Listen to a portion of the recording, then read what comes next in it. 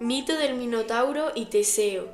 Se cuenta que en una ocasión Pasífae, esposa del rey de Creta, Minos, incurrió en la ira de Poseidón, y este, como castigo, la condenó a dar a luz a un hijo deforme, el Minotauro, el cual tenía un enorme cuerpo de hombre y cabeza de toro.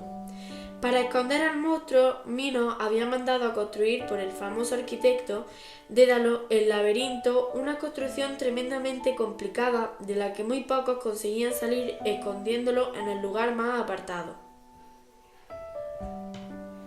En cada luna nueva era imprescindible sacrificar un hombre para que el Minotauro pudiera alimentarse, pues subsistía gracias a la carne humana.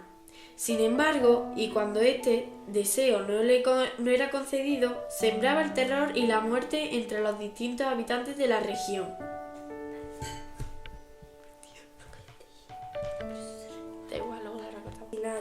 Por los atenienses, obcecados en los celos que sentían tanto por su fuerza como habilidad.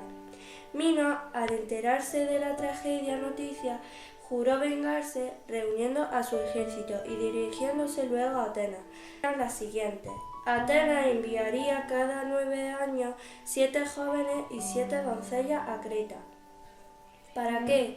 Con su vida pagarán la de su hijo fallecido.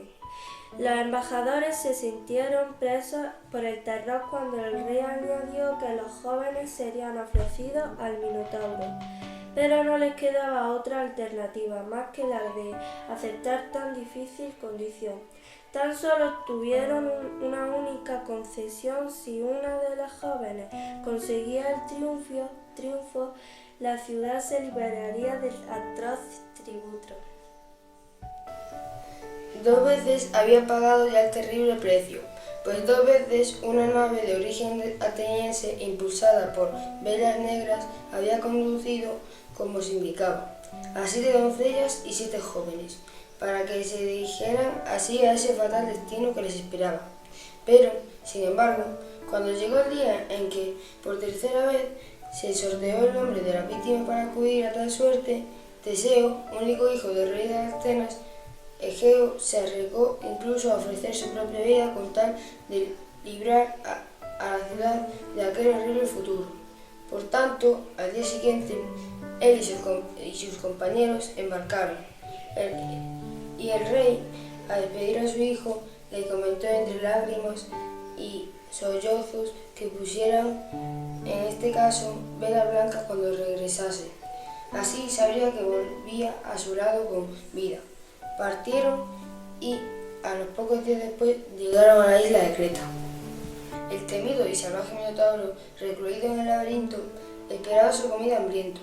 Empero, y hasta el día y la hora previamente establecidos, los jóvenes y las doncellas debían permanecer custodiados en una vivienda, situada a las afueras de la ciudad.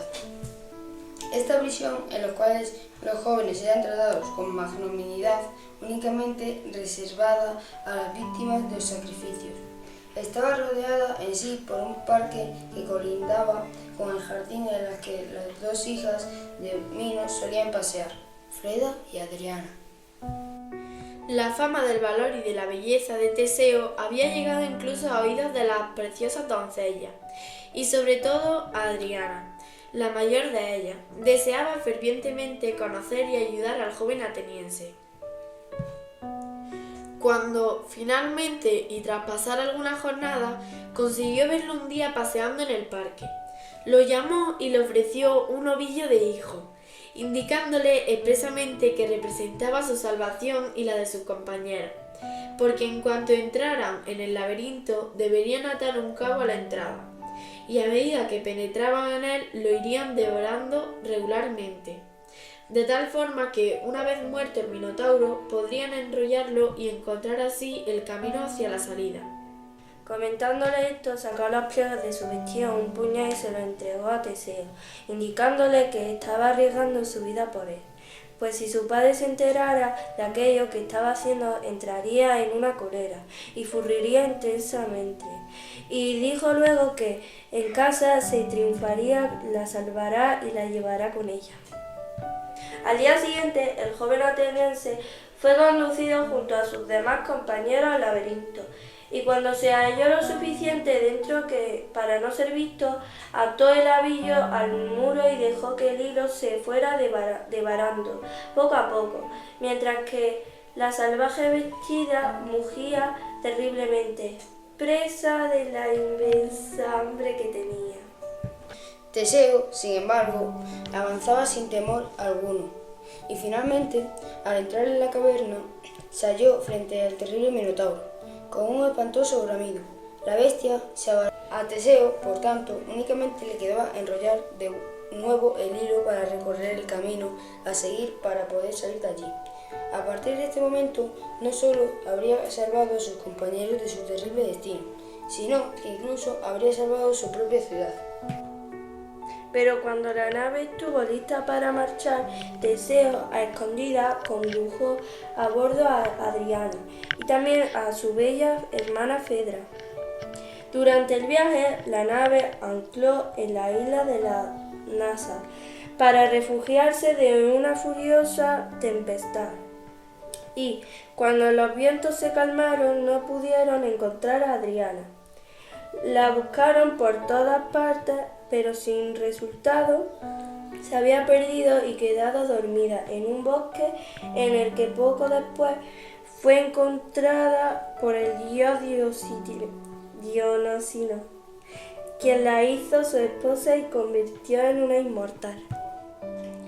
Teseo vuelve a su tierra natal, tan entristecido por la pérdida de Adriana, que olvidó por completo la promesa hecha a su padre de izar velas blancas.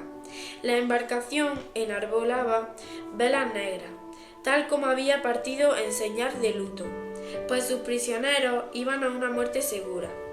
Egeo tenía desde la partida de su hijo la costumbre de mirar el horizonte con la esperanza de ver regresar a su hijo, y efectivamente ese día vio la primera el barco acercarse a su reino, pero no con las velas blancas que significaban la sobrevivencia de su amado hijo.